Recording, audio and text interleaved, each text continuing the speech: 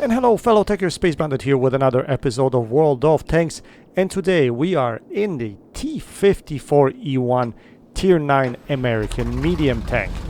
Now I just recently unlocked this tank and currently running actually the first package on it. So before we get into this battle, let's take a look at the stats of this tank and see what it's made of.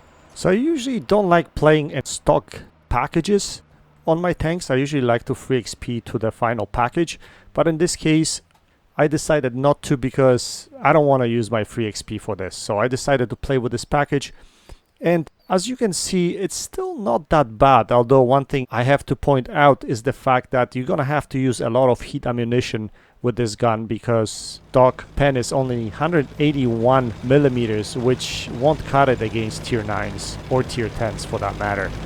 So even some tier 8s, you're gonna have to use the heat ammo. So first thing I do with this package is I load my heat ammunition. I don't like heat that much, but I need that extra pen, unfortunately. And one different thing about this gun versus the top package gun is the fact that it is a 5-shell autoloader, not a 4-shell autoloader.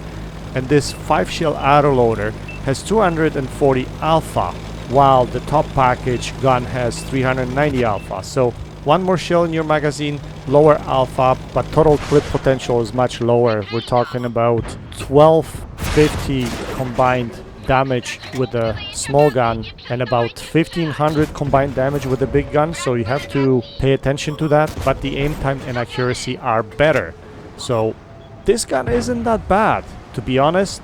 It's just facing tier 10s is unbearable, that's all. Other than that, the engine is a little bit weaker, but that doesn't really faze me that much with this tank because it's not fast as it is. And the most important thing with this package is that the view range is still the same as on the top package, which is 400 meters, which is actually really good on this tank. Anyway, that's enough about the tank. Let's jump right into this gameplay and see what transpires here. We are on map Kitmat. We are the top tier, which is actually good because when you're bottom tier in this tank, it stinks. Honestly, believe me guys, it stinks. Unless you get the top gun, and I did recently got a top gun on this tank, but I haven't really put it to good test yet. Still, the penetration is a bit lackluster, even on the top gun. So, being a top tier, our 250 millimeter pen shells should do pretty well in this matchup. Plus, there's no RD, which is absolutely fantastic. So, we initially came to the common location, which is C1 or B2, somewhere around there, to get some early damage, but then we realized that the middle pretty much collapsed, so we have to come here and take care of these customers that are going to come around and trying to flank us. So we're engaging this pattern here. First thing you want to do is track and then basically juice, and that's any autoloader that you guys play, that's what you should be doing, trying to track your position first and then try to juice them. Unfortunately, my first shot, I didn't aim it that well, and I was able only to put 4 shells into this guy, and the tracking shot wasn't really that accurate either, and that's been my issue lately with my accuracy. Unfortunately, I didn't realize that on my Space Bandit account the settings were reset after the update, so my aim settings were not the same, and you're gonna see a bunch of games where my aiming is not that great. And then I realized what the hell is going on. I actually managed to go just recently and change the settings. But regardless, now we noticed that we're being pushed from this side, so we're going to switch our attention to the other side of the flank. And we are completely in the vicinity where we can clip out this King Dragon. Hopefully we won't take any shells from him, but we do eat 1 shell. But that's okay. We'll be able to kind of poke out here and take him out of the game. And that's the, you know, damage potential that this tank has, especially at top tier. You're able to clip people out. Maybe better with the bigger gun than the smaller gun, but this gun does its job as well.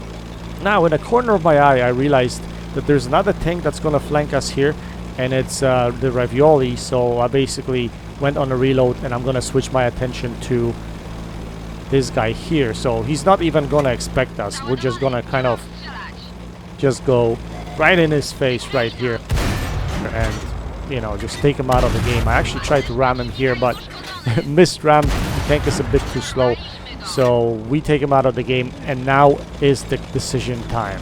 What do we do?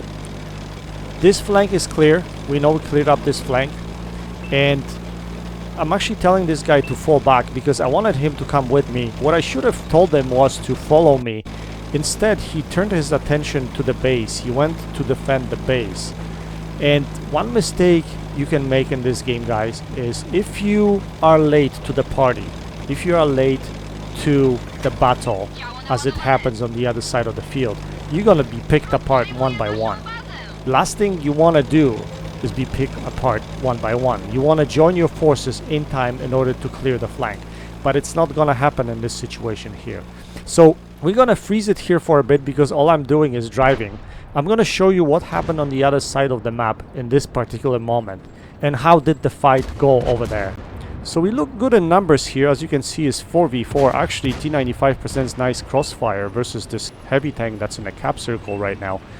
But in a split second here, you'll see that our heavy tank and our medium tank on the right side, there you go, they get taken out at the same time.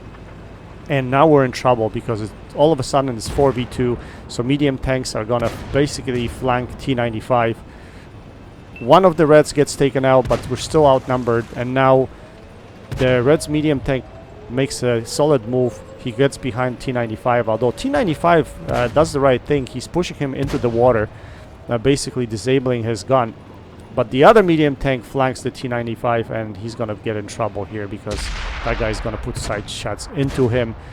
Unfortunately, our 705 gets taken out by the Yak Tiger at the same time.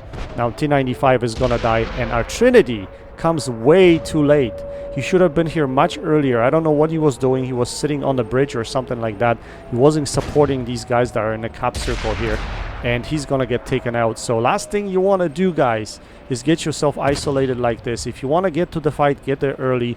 And if you know that your friendlies are going to lose or you see you're outnumbered, don't get into the fight. And that's exactly what this Centurion has done. He showed up late to the fight as well, and now he's going to pay for it too. I mean, if you're a one medium tank versus maybe two slow heavies, or a slow heavy and a turretless tank destroyer, maybe that would work out. But because these guys have mobility and they can get around him quite quickly, he's not going to survive. Even if you try to isolate the fight 1v1, it's not going to happen. And unfortunately, he will be taken out in a split second here, which leaves only me in a fight. Anyway, let's go back to my tank and see where I am and what I've been up to and whether we can carry this. So I'm basically cruising on the other side of the map and looking what's going on, checking the map and looking and seeing my team basically melt, collapse. Unfortunately, and there's nothing I can do about it, and that's what's really killing me here. I'm trying to get to their flank, but I'm just not fast enough to get to the battle in time. So I knew that there was T95, enemies T95 around this area here that was sniping earlier. I was hoping maybe I could catch him off guard. I didn't know where he was. He wasn't in the battle for the longest time. And there he is. We see him.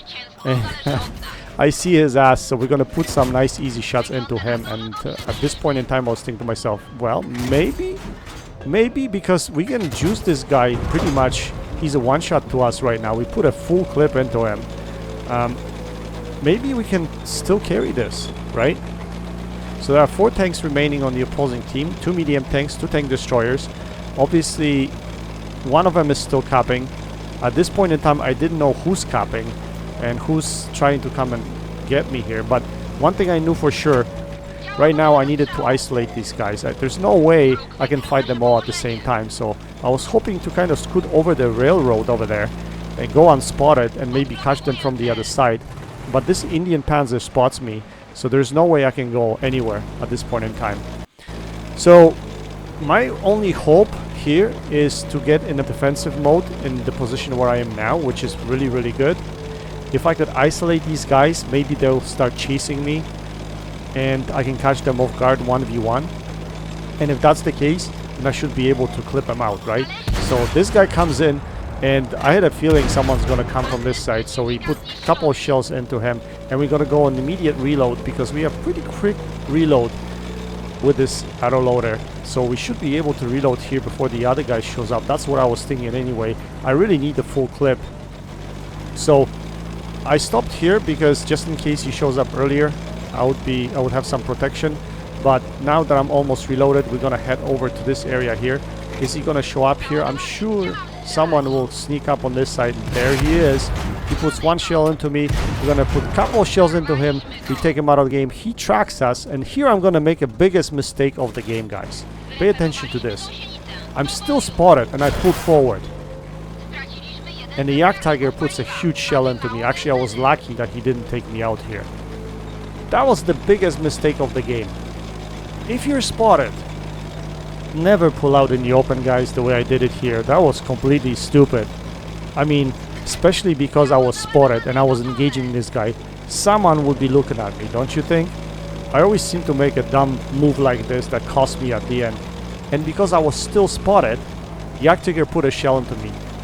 Always try to get unspotted before you do something like this. That was the only mistake I made, I think, in this game, and it's gonna cost me. So here I see the T95. I outspot him, and he kind of got lodged on that hill over there or something. Presented kind of an angle, so I was able to put a shell into his cupola, and because of the angle he was giving me, that was an easy shot.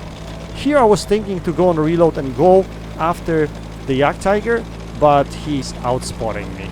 And at this point in time, I knew there's no way I can get to him. I'm a one-shot.